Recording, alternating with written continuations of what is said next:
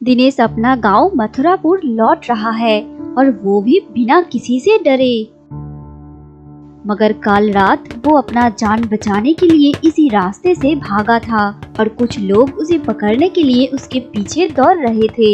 जब दिनेश गांव के पास आया तब गांव के कुछ किसान खेत में काम कर रहे थे और उनमें से एक किसान ने अचानक दिनेश को देखा।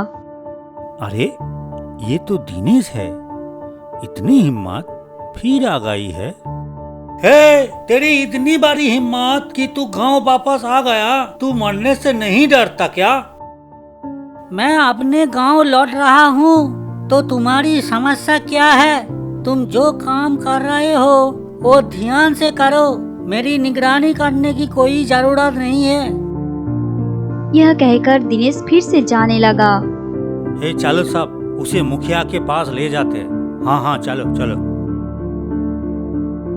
चलते चलते दिनेश अचानक से रुक गया क्योंकि उसके सामने दो आदमी रास्ते रुक के खड़े थे। तब पीछे से वो किसान आकर दिनेश की गर्दन पकड़ ली। सब इधर आओ, मुखिया के पास ले जाने से पहले हम सब मिलकर इसे 2-4 थप्पड़ लगा देते हैं। हाँ, ठीक कहा तुमने। इसे मारने से हमारे हाथों को थोड़ा आराम मिलेगा।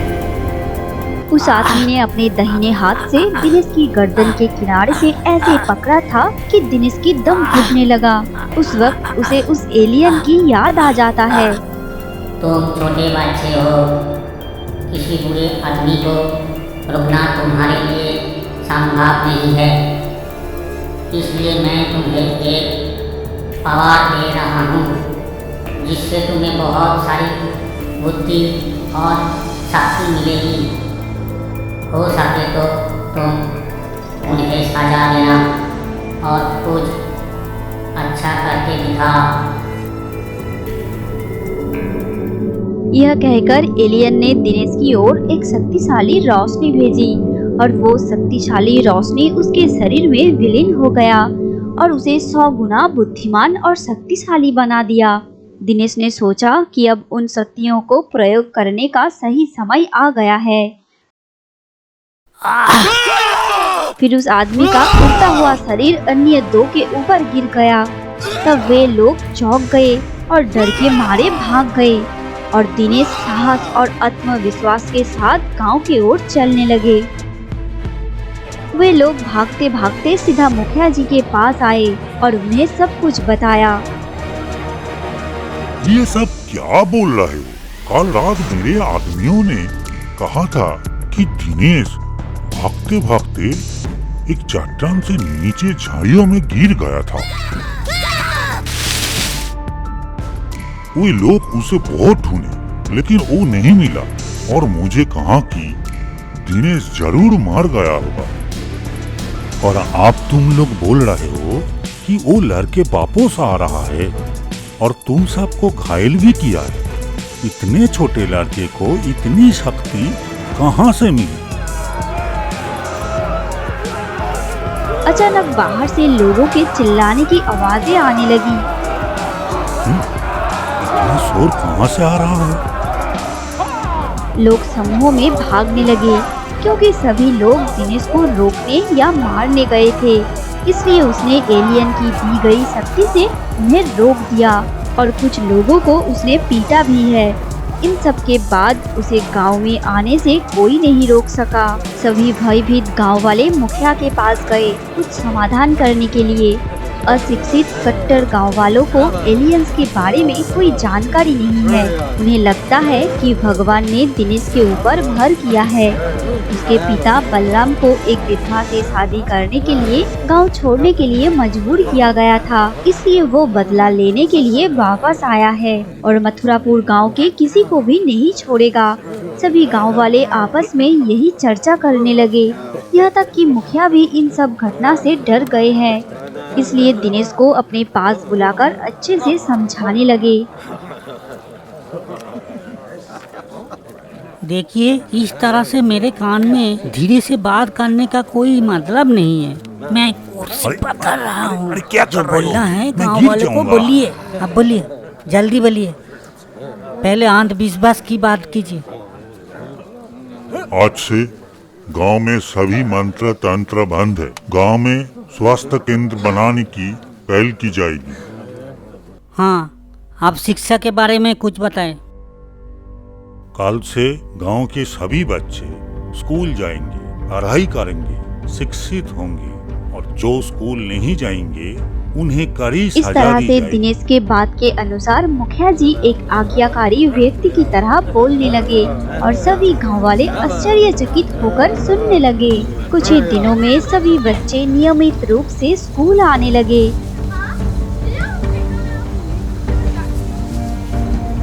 गांव का आर्थिक विकास तभी संभव है जब गांव की खेती में सुधार आएगा। इसलिए नदी से खेत तक नहरों को काटने का काम शुरू हुआ।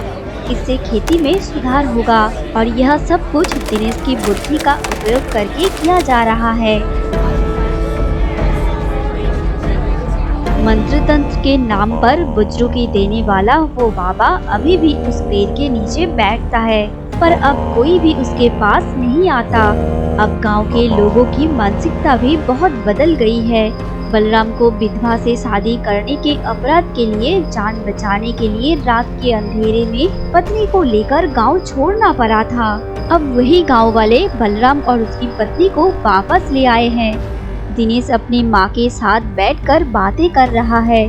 सौतेली माँ तो क्या हुआ, फिर भी एक माँ का स्नेह ही तो है। एलियन ने दिनेश को शक्ति और बुद्धिमत्ता तो दी, लेकिन उसकी माँ को वापस नहीं दे सका। इसलिए दिनेश अपनी नई माँ को पाकर बहुत खुश है और बलराम खरे खरे माँ बेटे की इस खुशी को देखकर आनंद ले रहा था। देखते ही देखते कुछ महीने बीत गए।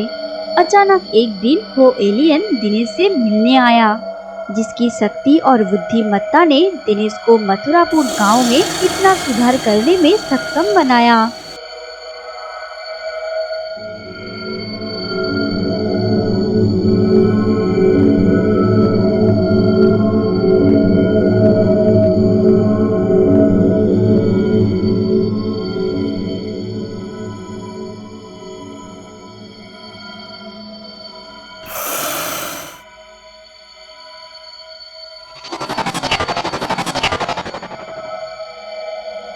एलियन इतने दिनों से दिनेश की गतिविधियों को दूर से देख रहा था, इसलिए आज सामने आकर कहा, मैं तुम्हारे काम से बहुत खुश हूँ। इसलिए मैं अपनी दी गई शक्ति और बुद्धिमत्ता को तुमसे वापस नहीं ले रहा हूँ। तुम और अच्छे अच्छे काम करो अपने गांव के लिए, लोगों के लिए। मैं फिर एक दिन धरती पर वापस आऊंगा।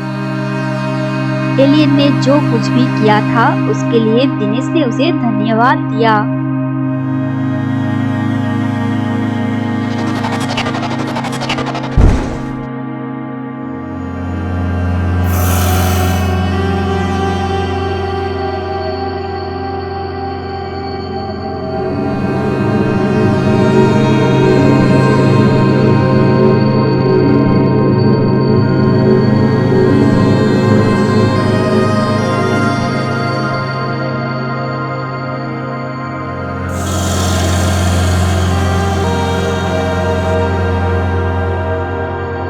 फिर वो एलियन अपने ग्रह में वापस लौट गया और उसने पृथ्वी से बहुत सारी जानकारी इकट्ठा करके ले गया, जिस जानकारी में लिखा गया था कि पृथ्वी एक अद्भुत ग्रह है, जहाँ मनुष्य नाम का एक अजीब प्राणी रहता है, जो खुद से लड़ते हैं, खुद को खतरे में डालते हैं। इसलिए दुनिया अब दिनेश जैसे मनुष्यों को चाहती है, जो शक्ति का दुरुपयोग नहीं करता है, बल्कि मनुष्यों के अच्छे काम के लिए इस्तेमाल करता है। दोस्तों, ये कहानी आप सबको कैसी लगी कमेंट करके ज़रूर बताइए, और अगर अच्छी लगी तो ज़रूर लाइक करिए और शेयर करिए। और ऐसी ही सुंदर सुंदर कहानियाँ देखने के लिए हमारे चैनल डिंग डोंग हिंदी कहानी को सब्सक्राइब कर लीजिए, और हमारे कहानियाँ सबसे पहले देखने के लिए पास में बेल आइकॉन को ज़रूर दबाइए। Thank you.